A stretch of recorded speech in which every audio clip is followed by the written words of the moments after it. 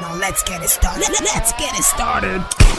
Play ball! Since taking over Manchester United, Amorim's Manchester United have conceded 19 goals in 10 games in total. This is the fourth defeat in the last 5 games for him in the Premier League. Okay, guys, now they went to Wolves. Wolves had a new coach. This thing about new coach coming in and getting results. First 2 games, 2 wins. Good result for him. But for Amorim, where did he get it wrong? Now, let's talk about, apart from that, Fernandes got a red card in that game. Yes. But in the first half is the problem. We are not seeing any play. They're not playing well, even though they have more opposition, but it was just sideways passes all so around. Yes. What is wrong with Manchester United? Is it Amorim's problem? Because I know that he needs time to fix this squad, but this one pass him. Yeah, it's to be expected. When we say that Amorim taking this job, he should be given a free pass till the end of the summer. We said it in good faith because Manchester United fans are the most judgmental fans out there. They can latch on a run of 4 games, and I was seeing it in the chats as we were watching that game before we came on here. People were already chanting Amorim out. People were already saying 1 or 2 things. The expectation is too high, when you are expecting Bugatti, but your team is delivering I pass my neighbor. Calm down, you are going for your nice. It's not about your team. You are expecting a private jet with an airstrip. But you can't balance the read downfall drive, downfall and coke. Downfall boss, because okay, for me now, let me just try and dispassionately remove my ego from this match because I am very happy with the result, unlike some people somewhere in Manchester. But let me just keep that aside now. For me, if you look at Manchester United playing in the first half, we had very few touches inside the 18-yard box of Wolves.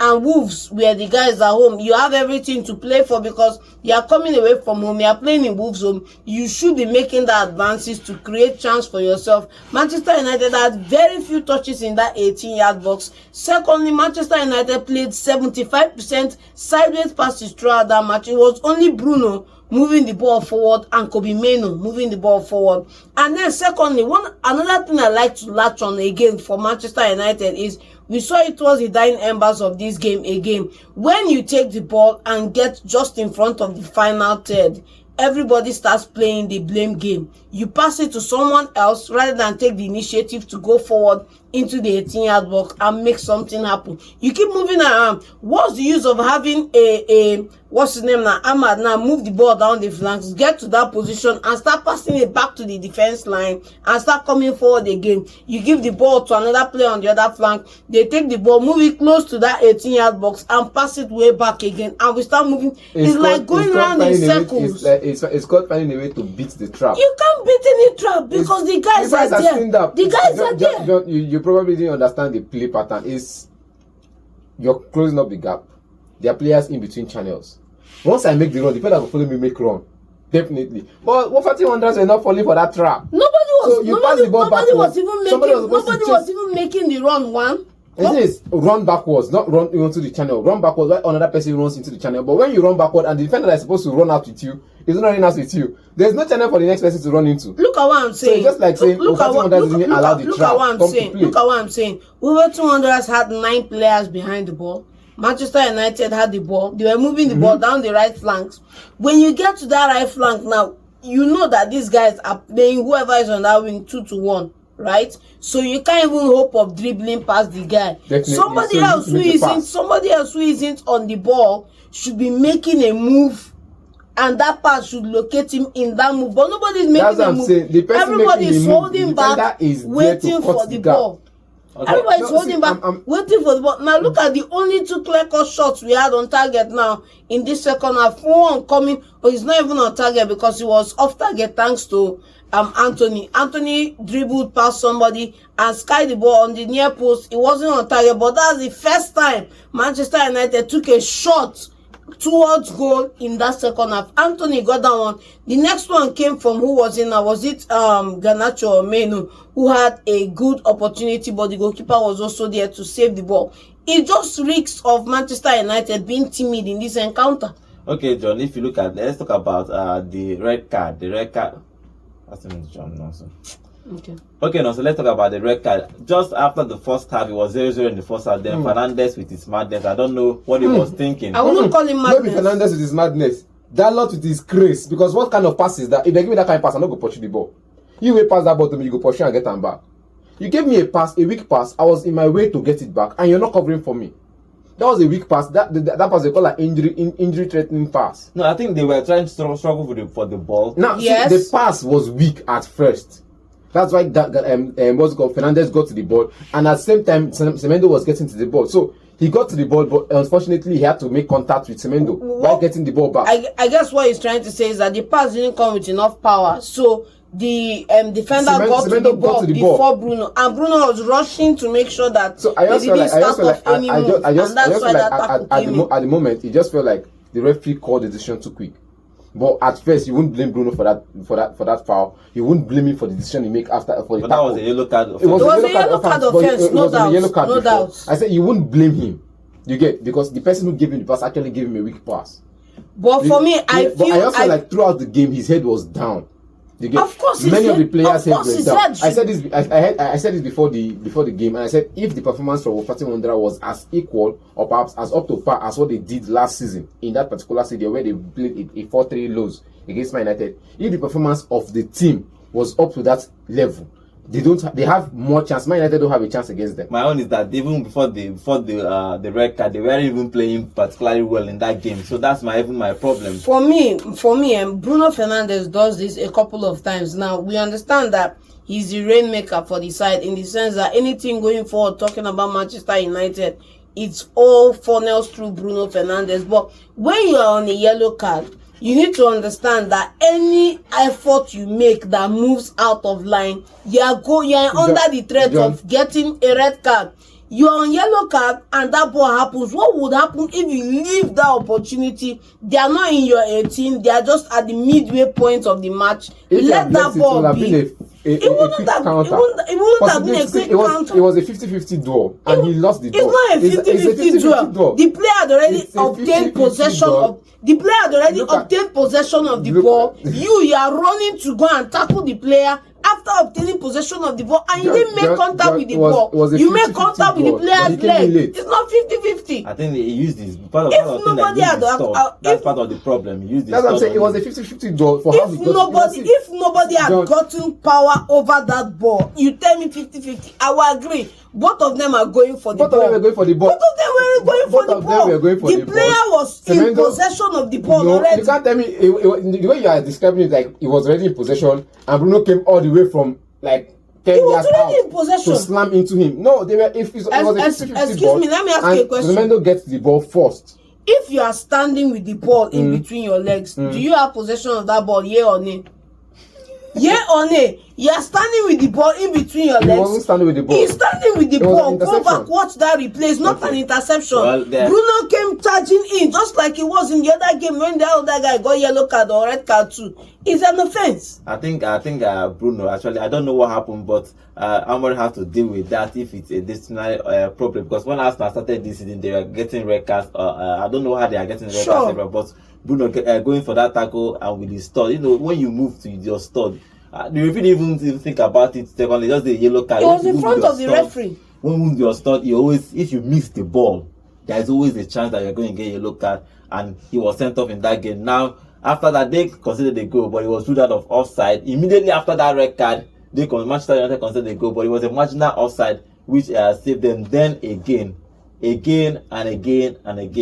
Manchester United concede from a set piece. Yes. This time they go from cunha. From Cunha, yes. Move from that corner kick straight to the post. No interception, no anything. Yes. The referee, even though I felt that it was a foul, if you ask me. But the referee looked at it and said that it wasn't a foul. And like, we talked about it on the show, even in the morning, even before this, we talked about this, that Manchester United should actually train. How can you play 5 defenders and you concede from set piece every game? It doesn't make sense.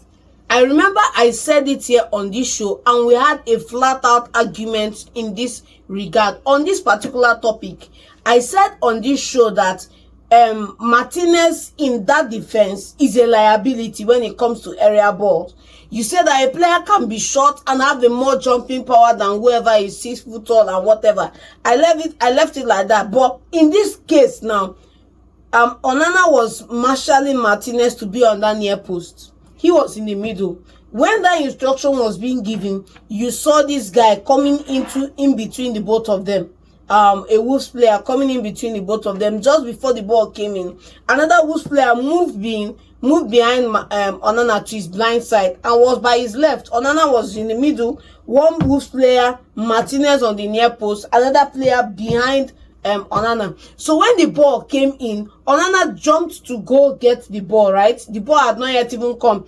The player behind Martinez was blocking the path to move back to get the ball. The player in front was jumping up to cause a distraction.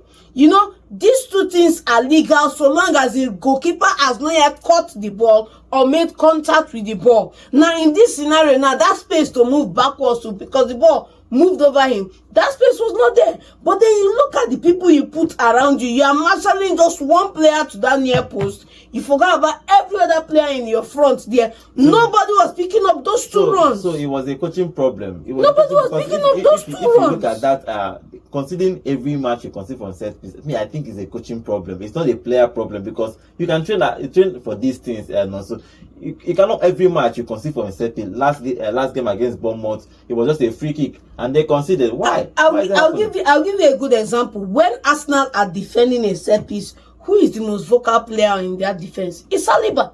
Hey you, stay here. Hey you, this one. Hey this. You are marshalling people. Nobody is doing that for Manchester United. It's a coaching problem. Nobody is doing that for. They are not picking up anybody in that 18. Now, when Arsenal are taking their set pieces, they gather somewhere on the other side. Once the ball moves, everybody is running out towards the ball. We all know that when they are trying to score, when they are defending, everybody is picking up you. They are marking one or two players in position and they are following their runs or watching what they are doing. Before the game even goes, you see sometimes when Arsenal are defending set piece, the referee has to come in between two defenders to separate scoreboards or whatever. Everybody in Manchester United's 18 is just ball watching.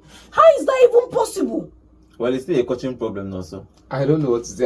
You know, when Man United lose like this, John they get invoice. John they get every reason to scatter table. Bro, man. Yeah, but it's disappointing to see Man United have this defense. I believe when this coach came in, he brought his backroom staff. He brought his backroom staff. I understand that fact.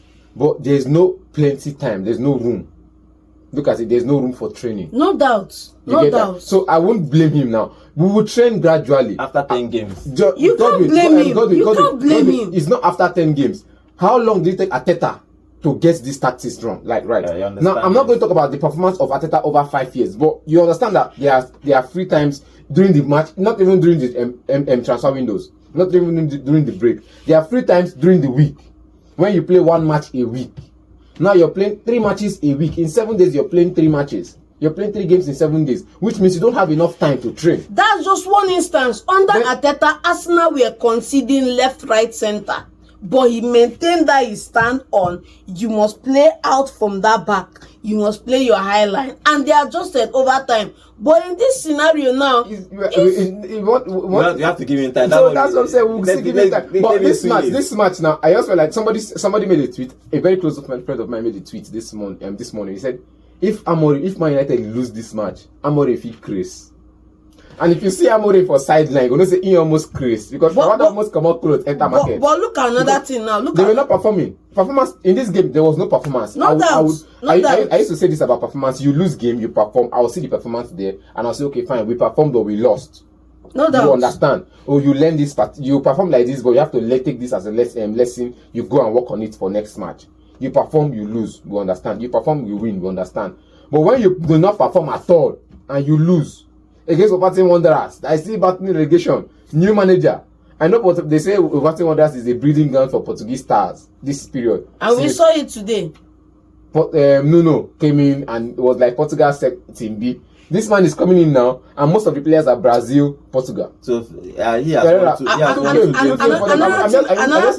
don't want to talk much about Man United because if I say I talk now, me and John stay here, we enter boxing. No, another thing I just want to quietly state this fact because Godwin alluded to it earlier today. When we're watching this game, Godwin says something. You started the game with 5 defenders, nobody's doing anything, and you're losing the match. Make changes, switch back to 4, bring in an extra striker, blah blah blah. We're saying this thing. They had already done a man down. Even in this game, now is when you now went a man down. That's when you took off Meno No, took the man off down came Euro early in the second half. We won't blame and him brought about that. no, now that's See what He I'm went saying? down. See He what went down he's saying? early In that game, in his last game. in last game, he was one goal down. One goal down, and he took out the The defender and put for another the defender. That was but the now problem. there's In one this down. game, He's losing one goal and he's one down and he's putting an attacking midfielder and for a attacking defender. for a defender. For a defender. That's what I it just is. feel like this game. Hey, but it's one thing I about think he's coaching. learning on the job. See, I think it's one thing of coaching. Coaching is the more the game progress, the more you learn one thing or two. Yeah, I think he's learning on the So job. That's in what this I'm game saying. now, everybody saw the tactics. We saw the tactics, but we just saw that the players were lazy. Then in the sub, when you took out Euro, Mazraoui will go back to the back. yes. Then Anthony will play on what's it called? Wing back position, yes. right wing back position. I felt like okay, this is a good sub. They leave Ahmad on for the 90 minutes. And when he took out Holland for Zessi, I was like, this is like for like, bro. You can't keep going back to do like for like subs. It kills the game. You take out a Dalot, you bring in a Garnacho. You understand that this is what you should do. You take out the Dalot, you bring a Garnacho. You take out the Casemiro, you bring in someone who's younger. He took Okay, out Meno and brought in Casemiro. Casemiro. And Casemiro was the Eriksen, only old men. other person he brought on apart from Anthony that got that this thing that challenged the goalkeeper for a Okay. scoring opportunity. Okay, finally, guys, he left out Rashford the game. 4 games in the row. As expected. He's leaving out Rashford. I think Rashford is the end of the road for him. I said this earlier in the show. I said he was traveling with the team. Before we always see them that he leaves him at home, but this one he traveled with the team. I felt like at this point you don't have the attacking players in the side. You get if you're going to sell all these players off, start playing young players in their replacement. At least start giving them, just go to the academy graduate and fish out 7 players that will come and play as one person. Today you try this person, tomorrow you try this person until you get someone that works. And if you're not going to get that person in, just get Rashford back in, please. The problem is one, there's no way coming back for Rashford in Manchester But there's no United players to for replace now. him at now. There's no way back for him in Manchester United for now because one, there are 2 things involved. One is the optics, how it looks, and what example he sets for other players. That's one. The second one is that the manager felt slighted by Rashford going to the media before talking with him. So these 2 things makes it virtually impossible for Rashford to be back. That's one. Secondly, the other 2 guys in that team are not helping themselves because Rashford is not available. Højlund and Zeski are not even looking like they want to even score. Let's be honest. Højlund didn't. They're not looking like they want to score. I keep saying this. Or If they you even look at- want if you to look at play. Any day you see Højlund perform, know that he has services. In this game, there was no service for Højlund. He tried to get those services. He made those runs in between channels, but those passes were not coming in. I just felt like this team needs to understand that they are a team. Okay, And Another thing I want to just point out is that Manchester United played too defensively in this game. It's one thing when you play in a back 3. Please let it be a back 3 and then have your midfield be all midfielders. Let us know that we have a back 3. Our wing backs are wingers who are playing in those positions. You are more attacking. When you have full backs in those wing back positions, it's a demerit to the rest of the team going forward because it's as good as playing 5 man in the back and there's not enough firepower going forward for the team. Okay, for Amorim, he is learning on the job. That's what I feel, that he's still learning on the job. Every single game he's learning, but this lesson he's learning is teaching him. He's bobbing his head. So, but he has to find a way around it. He's considering from set pieces. He needs to fix that. He brought in his backroom staff, and part of his backroom staff a set pick. So they need to start working on that to make sure that they stop conceding so many goals. Now, if you look at where Manchester United are on the table, they are now moved down to 14, from 13 to 14. They have -3 negative goal difference, which is very poor. They have conceded more than they have scored this season. Imagine that. This is Manchester United we are talking about. All the money they have spent in the past 2 years, but they brought in Amorim to fix it. We have to give him time. We have to give him time. 2 years, not a quick fix. So maybe 1 or 2 years. If you look at Arsenal, Arteta, it took him 4 years for him to get where they are. So probably we'll have to give him maybe 1 or 2 years for him to see. But will Manchester United and Manchester management and Manchester United fan give him time? We'll have to see about that. For Amorim, he has a whole lot of work to do.